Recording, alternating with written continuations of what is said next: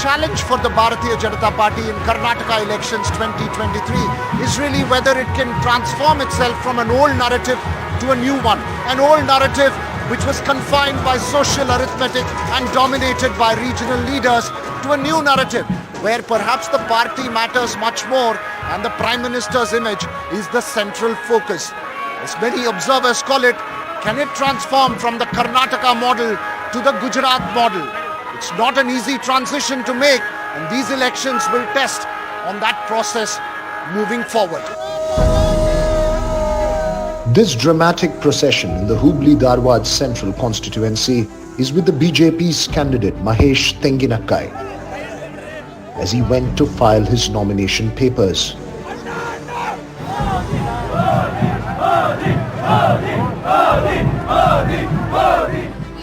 A General Secretary in the state BJP contesting an assembly election for the first time, Tenginakkai was a shock replacement for former Chief Minister Jagdish Shettar, who has been an undefeated BJP MLA since 1994. Shettar quit the party and joined the Congress soon after being denied a ticket. I'm on a campaign truck with Mahesh Tenginakkai, the BJP candidate for Hubli-Dharwad Central Constituency, as he's going to file his nominations. So, Mr. Tenginakkai, you are very confident of victory here? Sri, our leader, Prahlad is with me. There is full confidence that Hubli-Dharwad Central Vidhan Sabha Kshetra, once again Bharatiya Janata Party, clear victory is there. No, but you're not worried about the fact that Mr. Shettar has represented this constituency from 1994? देखिए 1994 से किया है, 30 साल से मैं भी उसके साथ हूँ, वो मेरा गुरु हुआ करते थे. अभी गुरु शिष्य के बीच में बहुत बड़ा चल रहा है, इस बारे में मैं विश्वास हूँ. गुरु शिष्य को आशीर्वाद देके शिष्य को जिताएंगे. The iteration here is that it's the party that holds sway and not the candidate. The Prime Minister's image is the main focus. The candidate only comes next. BJP as an organization, it is one of the strongest organization in the Karnataka, and people who are winning, either it is me or previously Mr. Shettar, it is because of the organization who have won, and it is because of the popularity of party we have won. And in recent days, in recent years, it is the popularity of Sri Narendra Modi which has contributed greatly for the victory here in this part of Karnataka and the Karnataka as a whole. Bharat माता की भारतीय जनता पक्ष के नरेंद्र मोदी जी आएंगे, माननीय Shri येडियुरप्पनवरिगे BJP जिताए. तो परवाह नहीं कौन कैंडिडेट है, कोई फर्क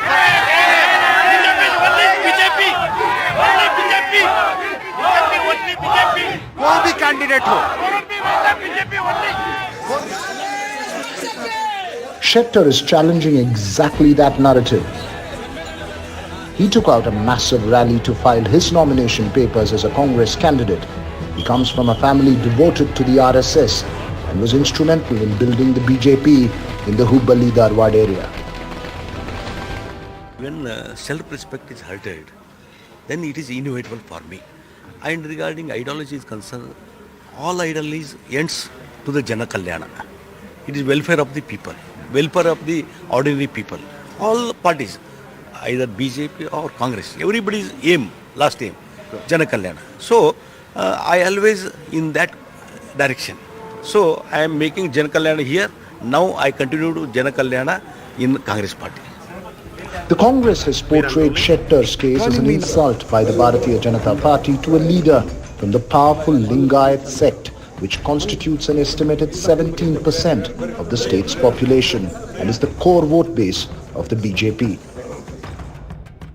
In 1990, the Congress led by Rajiv Gandhi unceremoniously dismissed powerful Lingayat leader Virendra Patil.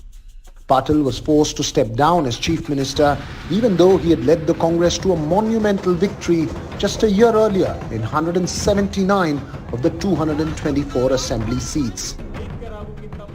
The dismissal was perceived as an insult to Lingayat pride. And since then, the Congress hasn't been able to recover that vote base.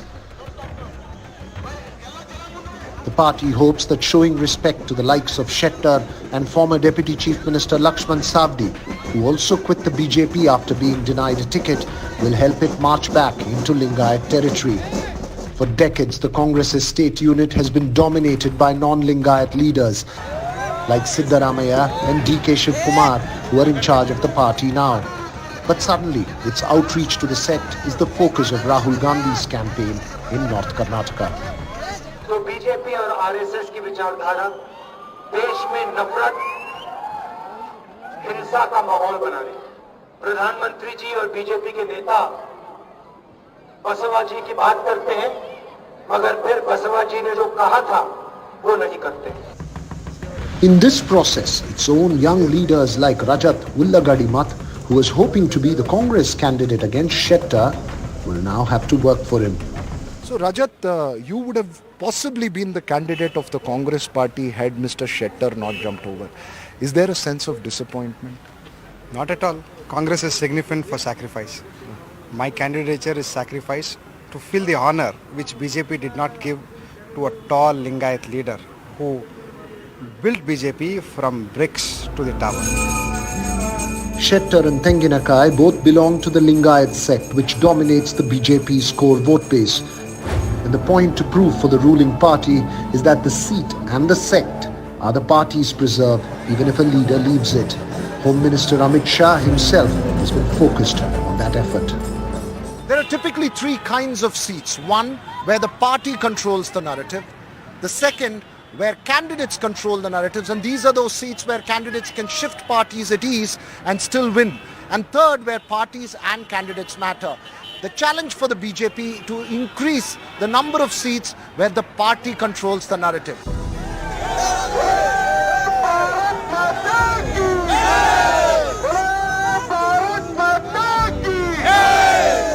While the BJP as a party and Hindutva as an ideology has its sway in coastal Karnataka, and with the Lingayat sect backing is strong in large parts of Mumbai and central Karnataka, it is largely dependent on candidate power in other areas. This limitation has meant that the BJP has never been able to cross the 112-seat halfway mark on its own in the southern state, and has had to depend on powerful candidates backed by caste, sect and money power who control their seats to form a government, like it did in 2019 when 17 Congress and JDS MLAs resigned and shifted over. Above all else, one individual has held sway over the party, and that's B.S. Yediyurappa. We are outside the politically most powerful home here in Shikaripura, perhaps one of the most politically powerful homes in Karnataka. It is from here that since 1983, B.S. Yediyurappa has held sway over Shikaripura constituency. Only once has he lost an election in 1999. In 2023, 30 years after B.S. Yediyurappa entered the Legislative Assembly, in a sense the legacy, the political legacy of Shikaripura is being transferred down to his youngest son, B.Y. Vijayendra.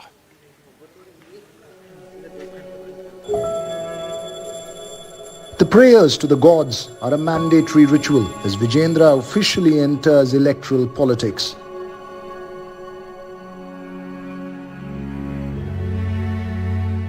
Sir, any sense of nervousness as you are going to file your nomination? No question of nervousness, but of course it's a great opportunity, it's a pride, because I'll be stepping into father's constituency, in the constituency which has been ruled or blessed by the people of Shikarpur for almost 4 decades. So I'm really blessed to contest from this constituency where father had been winning from last 4 decades. Vijayendra's older brother, B.Y. Raghavendra, is the Member of Parliament from Shivamogga, and this close-knit family is firmly in control of politics in this region. He has a class leader. Afterwards, in sports also, he act as a captain for any team events. So like this, his leadership also improved in political field also. So as a youngster, total whole Karnataka youth. Did you play cricket together, the two of you, when you were young? We'll make it play chess, not cricket, and kabaddi also. You know what you in Kannada we're telling goli. Gilli Gilli. Yes, sir. Yes, sir. Up to fourth, we all are studied here only. Then. And who would win in those games in the young days? Would you let go as the elder brother? Yeah, no, not as a brother, but he is also very talented in sports, and so coming days he is also good future in politics.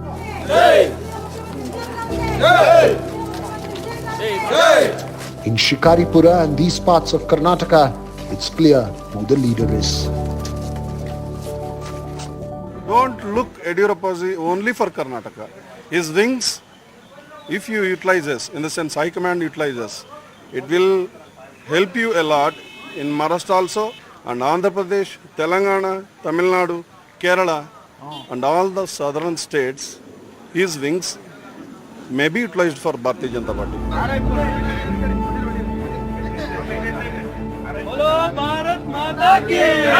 He is contesting only because his 80-year-old father, a key architect for the BJP's rise in the state, had to abide by the party's decision on the 75-year age cap and step down as chief minister in 2020, as well as retire from electoral politics.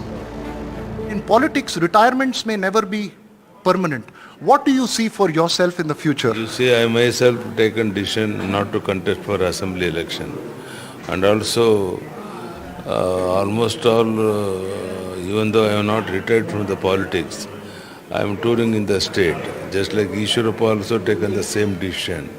So according to me, Modi ji and Amit Bhai, the leadership, he will come 5-6 times in Karnataka, and we are going to get absolute majority, and we are going to form the government. Despite that endorsement, he remains the force to reckon with, a regional satrap who can't be overshadowed or ignored even by a powerful prime minister. His stature stems from his sway over the Lingayat sect and ability to build coalitions beyond party lines. There is absolutely no charismatic leader or leader worth the name in Lingayats. Not giving him any prominence, it is going to affect to a certain extent. Definitely it is going to affect. It is a white ball of ice cream, Narendra Modi. Some Yediyurappa is required like a red cherry to make it more attractive and more acceptable.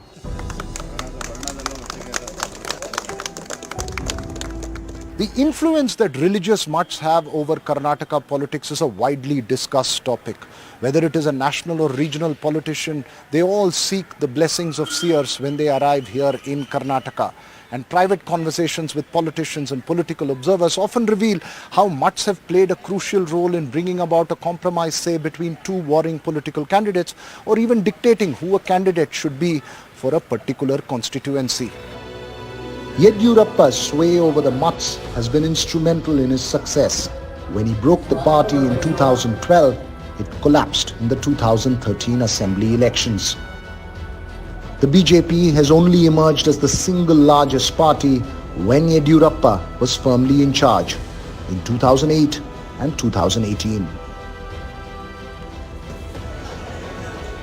In many ways, retiring him was the first and most risky step in the attempt to change narratives. The Lingayat vote is firmly with the BJP? 101%, there is no doubt about it. Wherever there are some misunderstandings, we will go and convince them what exactly happened about Jagdish Shettar and Lakshman.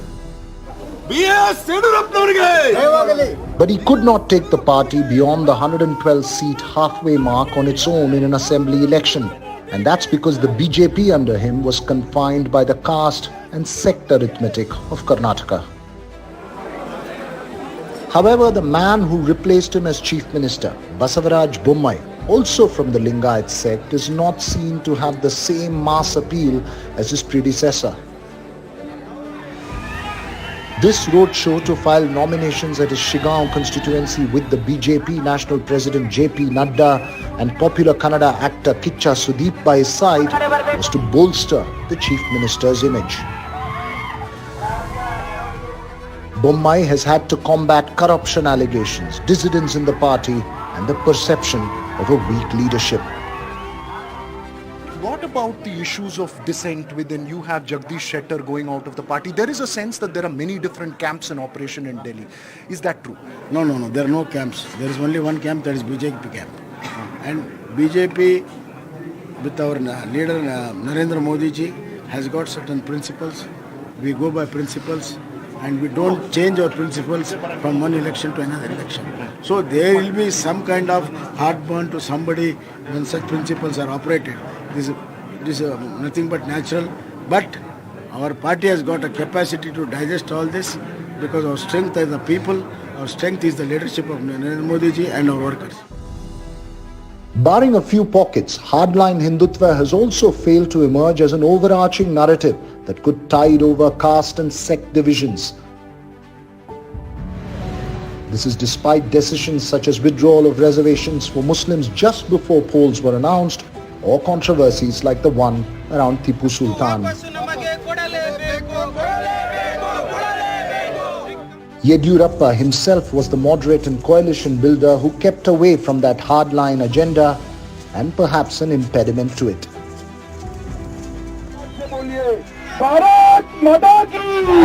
And as the battle for Karnataka heads into its last phase, Home Minister Amit Shah, the BJP's maverick poll strategist, has his task cut out. Janata Bharatiya Janata party को चुनने जा रही है। कांग्रेस को निश्चित रूप से करारी हार मिलेगी और मोदी जी के नेतृत्व में कर्नाटक में फिर से एक बार भारतीय जनता पार्टी की सरकार। The BJP today faces a triple challenge in these polls: to beat anti-incumbency, contain damage by dissidents, and rise over the social arithmetic.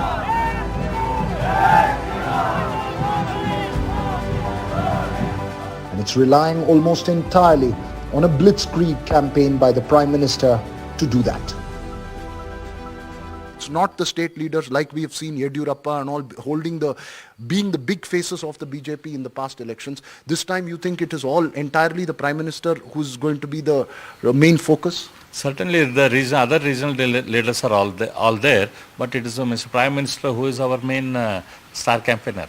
And he can beat the anti-incumbency that Absolutely, he can. He is known for beating anti-incumbency. He creates that pro-incumbency wave, and he is going to do that in Karnataka also. But can he do it in a southern state, which has to date been decisively different while voting in an assembly election as compared to a parliamentary one? In Bengaluru with video journalist Govind Murthy, this is Veera Raghav, NDTV.